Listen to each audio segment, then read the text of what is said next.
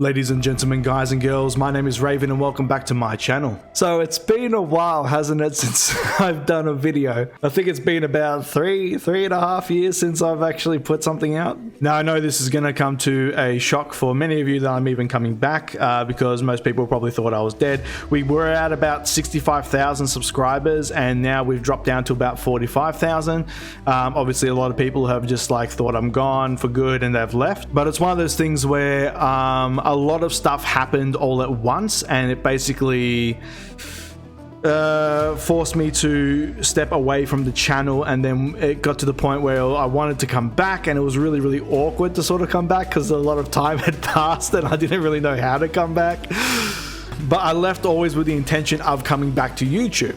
So I thought I'd make this video and let you guys know basically why I ended up leaving and what's happened since then in the last 3 years. And we'll kick it off with one of the biggest reasons on why I ended up leaving, and that was that my father ended up having a heart attack. Now, I did put out a community post about this when it happened, and when he had his heart attack, essentially he ended up going to hospital. And then there was a brief period where he actually did die. So before he went and had the surgery, they ended up giving him a bunch of morphine, as they normally do, because he was in pain. But unfortunately what they didn't know was that my father is allergic to morphine. Now, he didn't even know himself. And what that essentially did was he told me that he basically felt like a rush of like hotness go through his body, and then everything went black, and then he basically woke up to being shocked, and they were defibbing him, and then he ended up coming back. So they ended up saving his life, but he could have died then and there on that in that hospital bed. But he ended up surviving, and the doctor said it was very lucky that he did actually have that morphine incident right then and there, because the doctor said once they actually did put him under, if he had had that same episode with the morphine, because normally whenever they put you under when you go for surgery they give you morphine and stuff as well, and they said that if that happened where he was under, his body wouldn't have been strong enough to basically fight it off, and they would not have been able to bring him back, and he would have just died and been gone. But my dad went in, he had his quadruple bypass, so they had to go in and basically reroute 4 of the arteries to his heart, and I'm happy to say that my dad has recovered from his heart surgery and he's doing okay, he's doing well. Obviously it's one of those things where I'm in every single day I'm still worried about it. When like I call him and he doesn't pick up, I start freaking out a little bit and like what's happened. But overall he's healthy, he's doing well, and you know, he's doing good. And that at the time, see, my dad this is going to be a very personal video in a way. I don't really, I'm not the type of person who delves really deep into my personal life a whole bunch, so it's kind of a little bit awkward for me to talk about. But my dad is the most important person in my entire life. He is everything to me, and the thought of losing him at the time and never being able to speak to him again, never being able to see him again, all that sort of stuff, it really just basically sent me into a sort of massive depression. And it was a whole bunch of other things as well that sort of just piled on, which I'll get to the other reasons. But that whole thing just put me into this massive depressive mood, and then I end up getting pretty depressed, down to the point where I was fairly suicidal as well, which wasn't great, I'll tell you that right now. But it was one of those things where I was dealing with that, and I was going to the doctors and stuff and trying to get medication to sort that out, and I, you know, didn't really go to therapy. Therapy isn't sort of something, once again, like talking about my feelings doesn't really help that much. It was one of those things where I was faced with this inevitable sort of realization that my dad's going to die and there's nothing I can do to stop it. I'm never going to see him again, and it's something that talking to a therapist can't really fix, at least for me. So it was one of those things where I just had to take a whole bunch of time to dig myself out of that depression. But that depression was there, it was massive, and it was crushing me like a ton of bricks. So I had that going on. And then this was around the time when COVID hit as well. So sidestepping to COVID. So basically COVID ended up hitting. My job was pretty much the same. I worked all through COVID because I'm a security guard. So everything I do is I just have to work through it. Which was great because there was no one on the road, no traffic, no nothing. It just is straight to work, all good, straight home, all good. And I basically got paid free money to just walk around and do nothing because there was no one around. But the side effect of COVID was that it was very, very lonely being locked up, and my life became very mundane at the same time. So it was just like, you know, go to work, come home, that's it. Go to work, come home, that's it, and so on and so forth. And I was planning to do obviously all this YouTube and stuff during it, but the problem is that I'd already stopped YouTube by this point, and it was getting a little bit like it was in that awkward stage to come back. I was heavily considering coming back, but then the thing with my dad happened, and then and my band broke up as well because of COVID, and the lead singer and the guitarist moved away to America. So that happened as well on top of it. So my band broke up. So I lost that musical side of things, which basically really, really like, you know, added to the depression that I was already feeling. So it was basically things were starting to stack on top of each other. That was really, really hard for me. And I was dealing with a lot of crap. And on top of that, we'll get over to my actual job itself. And now this was initially one of the big pushing factors for leaving YouTube. Now, when I was doing YouTube, obviously in the past, we're doing good. We're doing pretty good. Like, you know, we were growing. For Honor was kicking off for a little bit there, which was doing really, really well. And I'll get into For Honor and that sort of stuff in a moment. We were going strong, we were growing, and things were doing pretty good with YouTube. And then the adpocalypses hit. So PewDiePie did his whole thing on the bridge, and there was the other adpocalypse, which I can't remember which one it was, but there was two adpocalypses, basically, I think nearly three of them, that basically just killed the income from the channel. So it was to the point where a video that was getting 60,000 views back in the day would get me a good, like, you know, close to $100-$200. That was pretty good for me. And then the adpocalypses hit, and then that same 60,000 view video, which by the way for my size channel was pretty hard to get without things going viral or stuff like that, but then that 60,000 view video would like get me like $20-$30. So it sort of really drastically cut down how much money I was making on the channel. And of course, because I wasn't streaming like on Twitch, and the YouTube membership thing really wasn't a thing at the time, it was sort of like coming into play, and I wasn't really doing the whole membership thing. There was no monthly stream of income going on. The only thing I had was Patreon, which thank you so much to everyone who subscribed to me on Patreon. Patreon was pretty good and it was doing pretty well, but it wasn't like I didn't have enough on Patreon to make up for the income that I was losing through YouTube. So at around about this time, my job, I was a casual, but I was working full-time hours because the roster there was completely fucking messed up. So I was working full-time hours as a casual, so I was making really, really good money at my job, and it got to the point where they started filling up the roster. Now, as they started filling up the roster, I got basically forced from work with an ultimatum, and it was either I take one of the full-time slots, or I basically am out of a job and I don't have a job anymore. And then once again, like, YouTube wasn't making enough money to go full-time. I was trying really hard to go full-time. I think I made a video about going full-time, but then the apocalypses hit, and then that sort of killed that to a degree. So I was in this position where I'm like, I either lose my job and can't sustain anything, or I go full-time. Now, the problem with going full-time is the type of job that I'm working in security is it's all 12-hour shifts, which is very, very long. And it's a rotating roster, which I've been doing that now for seven years now. And the rotating roster is I work 2 weeks of days and then 2 weeks of nights. So 2 weeks of getting up at 5 in the morning, start work at 6, end at 6 p.m. And then 2 weeks later, I got a flip-flop to getting up at 4 in the afternoon, 6 p.m. start, and then finishing at 6 a.m. So by doing this, I had far less time to make videos in general, because it's 7 days I got to work a fortnight. So I do have some days off, but at the same time, I'm tired. It's draining and stuff like that. So to keep up with the YouTube that I was doing, which was basically put out something every single day nearly, it just wasn't sustainable. I couldn't do it I couldn't do it at the same time as doing my full-time job with the 12-hour shifts and the rotating roster and all that sort of stuff. It just became too much. At the same time, I also was dealt with another hand of, do I want to buy a house or not? Now, the Australian market is completely fucking insane. The houses are worth... I went to see my cousins in America, and oh my god, you guys have it so easy in America compared to Australia. Like, the size of the houses that you get... This is Texas, by the way. The size of the houses that you get for the cost that you get in America is insanity. Like, it's so good. But anyway, I was looking to buy a house. So I'm like, oh, okay, well, if I stick with the YouTube thing, I'm never buying a house. That's never happening.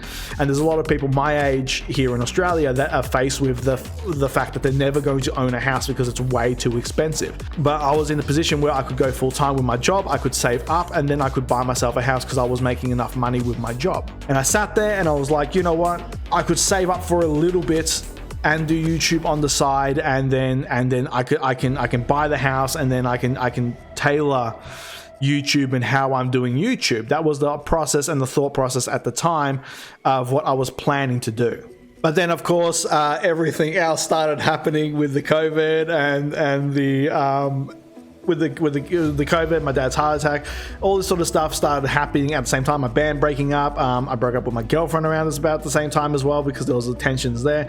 So all this stuff just happened, and then before I knew it, and this is the God honest truth, before I knew it, I'm like, okay, I'm gonna take a little break from YouTube, maybe a couple months, and then I'm gonna come back. I'm just gonna start saving up and get this house and work this job and so on and so forth. And then before I knew it, honest to God, like a year had passed.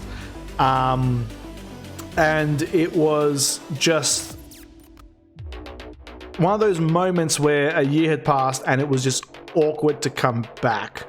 I didn't know how to approach it, because at the same time, I hadn't got to a place where I was one out of this depression. So because I had no motivation, I didn't know how to approach it. I didn't know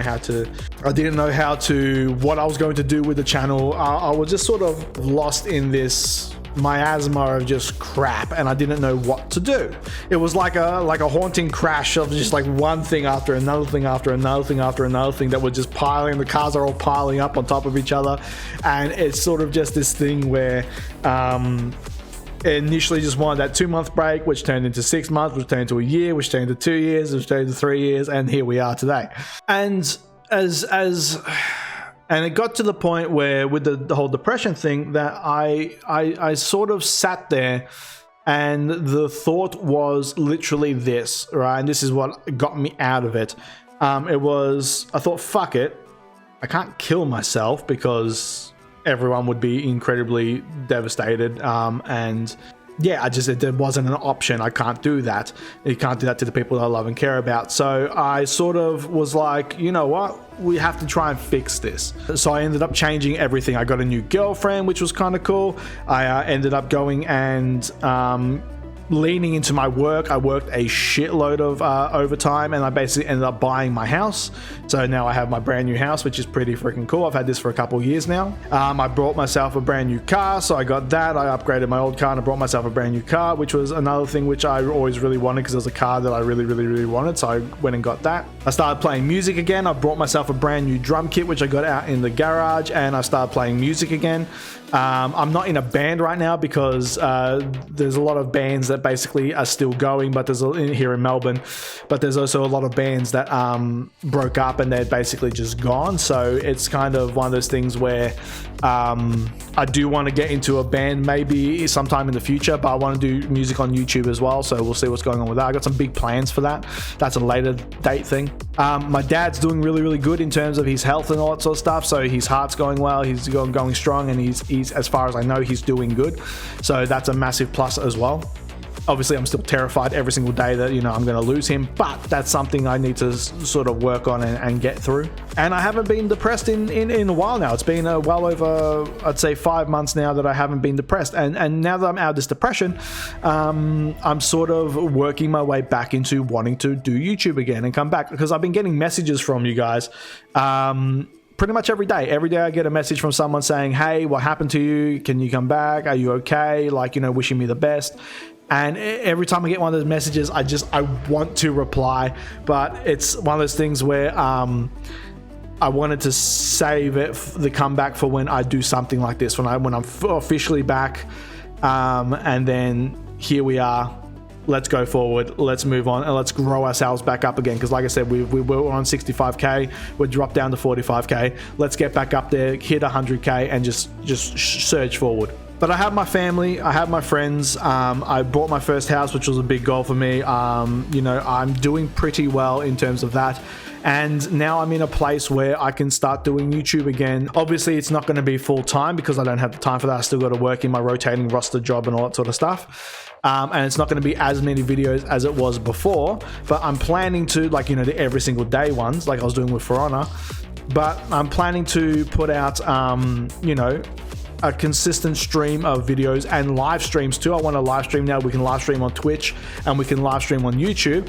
I want to do that. I want to live stream a whole bunch and do live streams on both platforms. And I still have the goal of going full time with YouTube. If I could go full time with YouTube, that would be an absolute blessing. But the thing is, I'd have to make a fair bit of money, because now I've got this house that I have to pay for.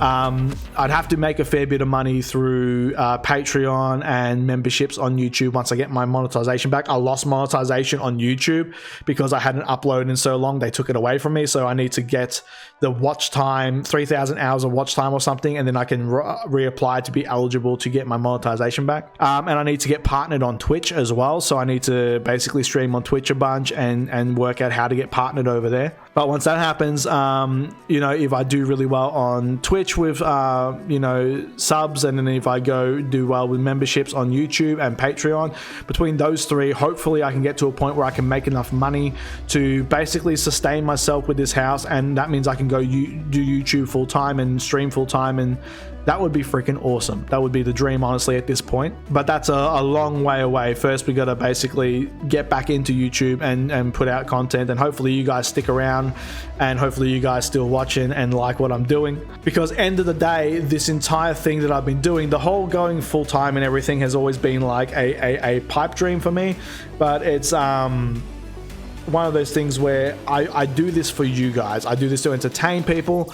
And I've always said, without you guys, I am just some dickhead sitting in his room, basically talking to myself, right? You guys make all the content worth making, because you guys watch it, you enjoy it, I get to talk to you, and I just hopefully make people's lives a little bit less, dull. I know for me, I like sitting down and just watching a live stream and just relaxing, or watching a YouTube video while I'm at work. I'll walk around and I'll listen to YouTube videos, and it's fun. It's interesting to be in a position where I can make content for you guys, and like where I'm walking around and I'm listening to podcasts and YouTube and stuff like that, and that's my sort of kills time and escape.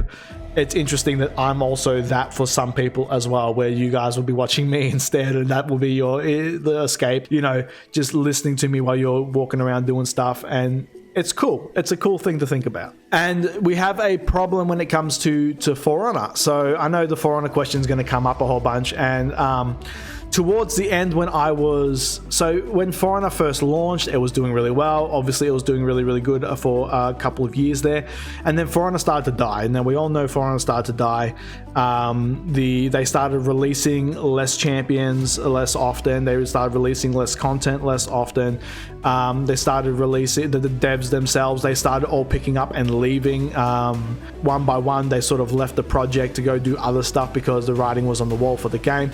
Now, For Honor's still going, which is good, and I love that. Also, by the way, I predicted they'd put the pirate in the game. I got so much shit from so many people saying, "Oh, they're not going to put a pirate in the game. That's stupid. They're not going to use guns. That's stupid." And they put a pirate in the game, and he uses his little pistol, and it's awesome.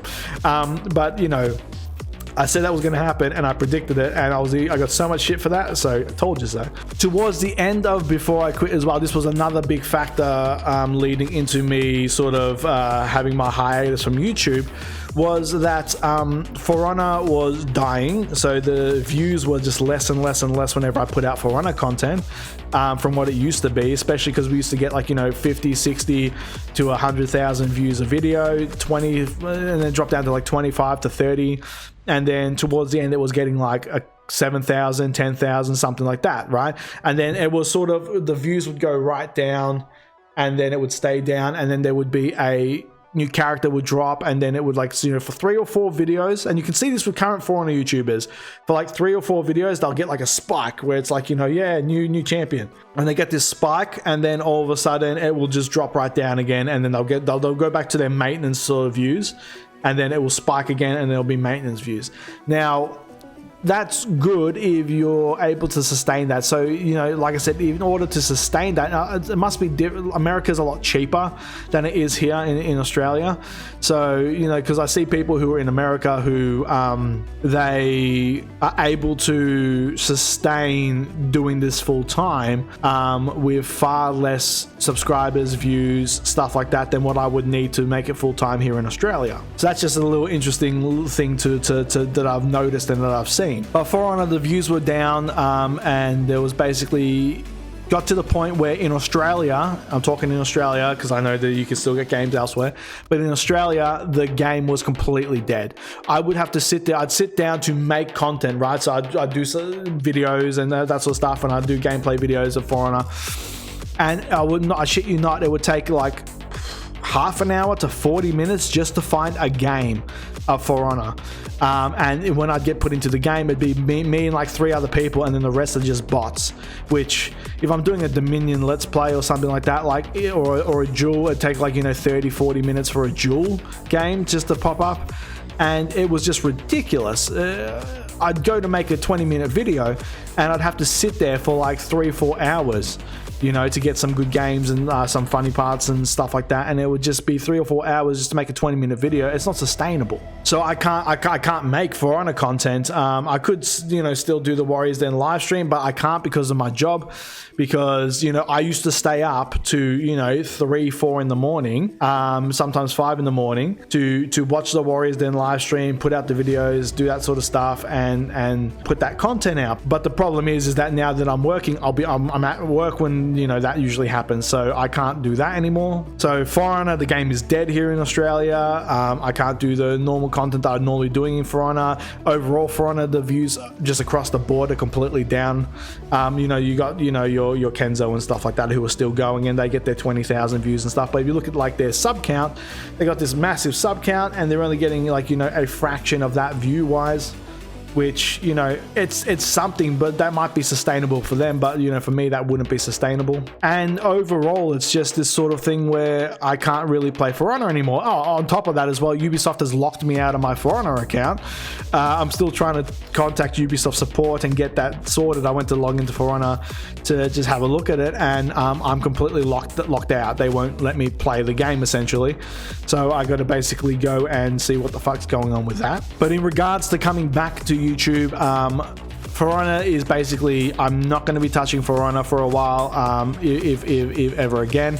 I know that's going to ruffle some feathers because a lot of people still watch me for Honor. I'm hoping that you guys will watch me for me, and For Honor will be like, you know, just a game that got you into finding me sort of thing. That's hopefully the goal around this whole thing. But I plan to do a lot more live streams. I plan to do, you know, on Twitch and on YouTube. I plan to put out, I'll just, you know, just play some games, just have some fun and put out some fun content for you guys, and maybe do some horror games, maybe do some other games. Well, I'm variety channel sort of thing, you know what I mean? I'm going to play a bit of variety, some Warhammer Total War, and just see how it goes. pretty much. And hopefully you guys will stick around and watch me and support me, and we can build the channel back up and go from there, because I've missed you all so much, and I'm so sorry that this video took like ages to happen. All right, it's been way too long in the making, and I'm sorry that it took 3 years for me to do this whole thing, but I've missed you all dearly. And I honestly, you know, it's at the point where I'm excited to come back and I'm excited to make content again, and that's something I haven't felt in a very long time.